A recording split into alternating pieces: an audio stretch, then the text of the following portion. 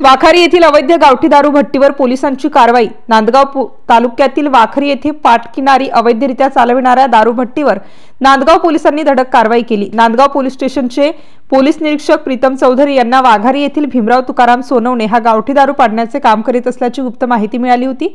याबाबत शहानिशा करत नांदगाव पोलीस स्टेशनचे पोलीस निरीक्षक प्रीतम चौधरी यांनी धडक कारवाईचा निर्णय घेत या ठिकाणी छापा टाकला। या कारवाईत 30,500 रुपये किमतीच्या मुद्देमालासह 10 प्लास्टिक ड्रम, हातभट्टीसाठी लागणारे साहित्य, नवसागर रसायन युक्त मिश्रण ताब्यात घेऊन वाखरी येथील दारू विक्रेता भीमराव तुकाराम सोनवणे यास अटक केली आहे। पोलीस कॉन्स्टेबल दीपक मुढे यांच्या फिर्यादीनुसार नांदगाव पोलीस स्टेशनमध्ये गुन्हा रजिस्टर नंबर 582/2023 महाराष्ट्र दारूबंदी अधिनियम कलम 65 ख प्रमाणे गुन्हा दाखल करून कारवाई करण्यात आली असून या धडक कारवाईमुळे नांदगाव तालुक्यातील अवैध व्यवसाय करणाऱ्यांचे धाबे दणाणल्याचे यावरून दिसून येते। MCN न्यूज मराठीकरिता मुक्ताराम बागुल, नांदगाव।